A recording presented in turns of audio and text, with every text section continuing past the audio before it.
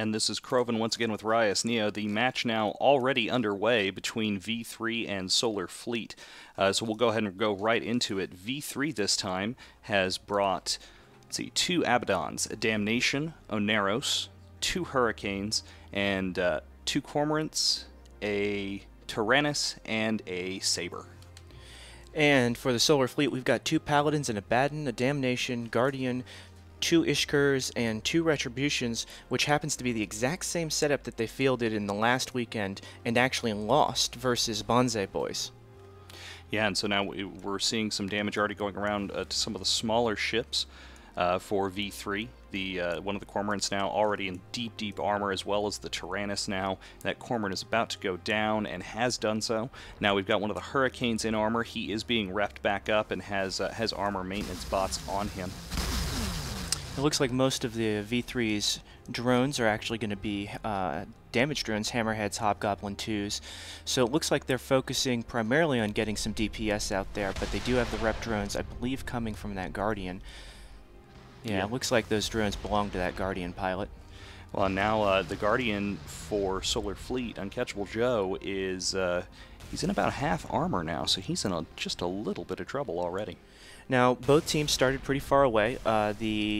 I believe it was the V3 team starting at 0, at 50, I'm sorry, and the V3 team started at 0, and the Solar Fleet team starting at 50, trying to use the most of their range to probably give those Paladins some real room to fire, since they do quite a bit of damage at range. Yeah, and we did lose that Saber for the V3 team, so now they've lost all of their small ships by appearances here. Meanwhile, that Guardian still taking some damage. The Hurricane for V3 now is in half armor and still dropping. Looks like the DPS that V3 has bought is maybe not going to be enough to break Uncatchable Joe's tank. He's certainly doing his best to keep alive, using his transversal to keep moving and keep some of that damage off him, also getting pretty heavy reps from those drones. Right, and it does look like there is some target painting going on there, and he is being broken as we've now lost that Hurricane for V3. But the question is, you know, if they stay on this Guardian for too long, are they going to cost themselves the match by virtue of the fact that their DPS gets picked apart in the meantime? That's a great strategy. I mean, if they're using it, I do see some tracking, disrupting, and neutralizing going on from it looks like both teams. Now, if they do manage to pop that second Hurricane, the Sugar Rushed, that's a lot of damage that's going to be taken out of the V3 team, leaving them with just the Abaddons to deal all that damage. Now, Abaddons being the large ships, definitely more sensitive to tracking disruptors. And we've got another explosion there. It looks like the Hurricane's down as well as the Guardian is down. So Solar Fleet may be struggling now to keep their ships alive without that logistics help. Yeah, and I mean, we were seeing that Guardian hanging in there pretty well and then just absolutely got shredded. Not sure if it was, we did see a lot of combat drones heading out that way, or perhaps these Abaddons and things were just able to close enough range that it was just a matter of volleying him down past the rep that he was receiving.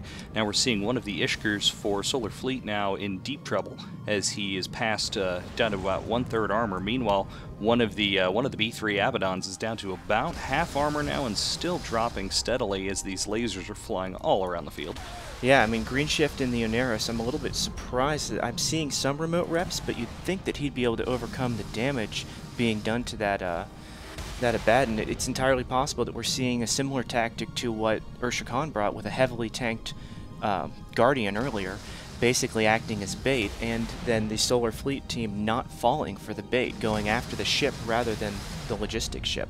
Well, that is possible. I mean, there is, at the same time, just a lot of damage coming off of this Solar Fleet team, since they've still got the 2 Retributions, 2 Ishkurs, 2 Paladins, and an Abaddon up. I mean, that's a lot of DPS to try to heal through now, as Splinter 07 and the Abaddon for V3 into structure. And so, I mean, this could be another instance of a team that I think a lot of us favored to do pretty well. I mean, they're in trouble. And it looks like Green Shift, the Oneros pilot, actually has a smart bomb fitted. I thought I saw the effects there of the EM smart bomb. Well, he might be trying, yeah, I think he's trying to pop those drones, and there they go. So he's trying to get the damage drones off him. But that's definitely a high slot that he doesn't have a repper on, and that the Abaddon is down. Yeah, we've lost the Abaddon the Abaddon rather for V3. So now they've just got the Damnation, the Oneros, and the Abaddon remaining against just about the entire Solar Fleet team. 2 Retributions, 2 Ishkers, Damnation, Abaddon, and 2 Paladins, as now the second Abaddon for V3 has already entered armor. Solar Fleet really, you know, surprising me. I thought after losing with this exact team, I didn't expect them to come out and do so well. But, I mean, clearly they found something that works very well for them. They're, you know, obviously doing plenty of damage. The tracking disrupting that was happening doesn't seem to be affecting their turret-based setup all that much, and they're really laying down some very heavy damage on that remaining Abaddon for the V3 team. V3 was one of those teams that I quite honestly was expecting to make it all the way through into the final 16, but it looks like they're going to be knocked out in their first match.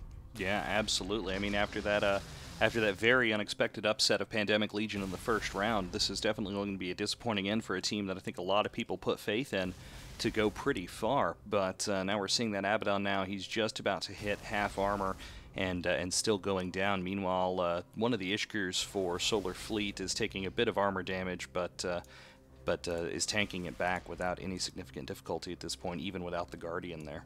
And the Amarian conga line that the Solar Fleet team was doing earlier has kind of ended. Now we're getting them all just in very close range, just enough to be able to effectively get their tracking, to be effectively able to track and web the other Abaddon.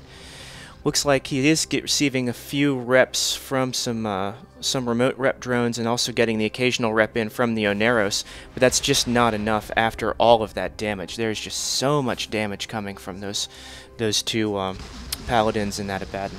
No, I mean, at this range, trying to rep up from that is like trying to put a band-aid after getting charged by a rhinoceros. It's just not going to help, as now we're seeing that last Abaddon in deep structure is about to go down, and then it's just going to be a matter of taking down these 2 very low, if any, DPS ships for V3, and another disappointing end for a team that, like I said, a lot of people really expected to go far, but at the same time, you know, Solar Fleet showing that that being favored going into a match doesn't necessarily mean that you're going to walk with it.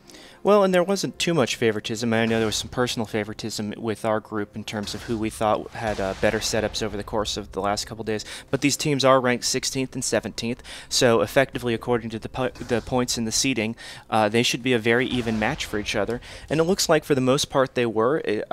Apparently Solar Fleet's got a better setup, or possibly some slightly better pilots. Maybe there were some mistakes made. I mean, the energy transferring between the 4 battleships, clearly allowing them to keep their own local reps, or if they have any local reps, keep their own reps running, at least keep their guns firing pretty much endlessly. I'm sure that Guardian, you know, provided the majority of the repping.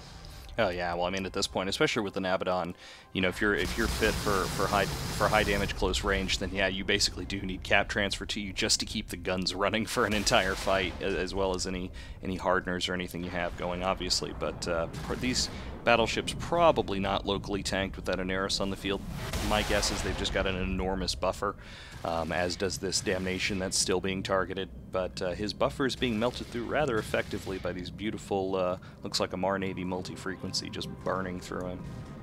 It really is great to watch. Paladin, one of my favorite ships in the game, just a beautiful model, really, really great ship. Don't see a whole, excuse me, a whole lot of in PvP. Yeah, and we've now lost the Oneros for V3, and now that Damnation is in deep trouble as well. They did end up splitting their damage at the end. It doesn't really matter at this point, I suppose, given that the match is all but over. Martin Briarfield's Damnation, the only thing remaining on the field for V3, and it's still holding. Actually, I'm not seeing him getting shot anymore, and I'm a little bit curious as to what's going on. Yeah, are those remote rep drones from the Solar Fleet team? They would have to be. Yeah, those would have to be. He doesn't have any teammates left, yeah. So... I'm not sure what's going on. We're not seeing anything in local. They could have a private conversation going right now. They are still target painting, and... yeah, he's web target painted, but at the same time, Solar has their rep drones on him, and like I said, nothing in local, so we're not quite sure what's going on here. I'm obviously hoping for a ransom, because that would be epic. A ransom would be fantastic, or a turncoat would be fantastic. Now, it looks like the Damnation is shooting back. Maybe he doesn't like the terms of the arrangement. Oh, well, you know what now? Now that I'm looking at it, you know what's happening? When the match is over, the teams are taken out of the field. The Ishkers are looting.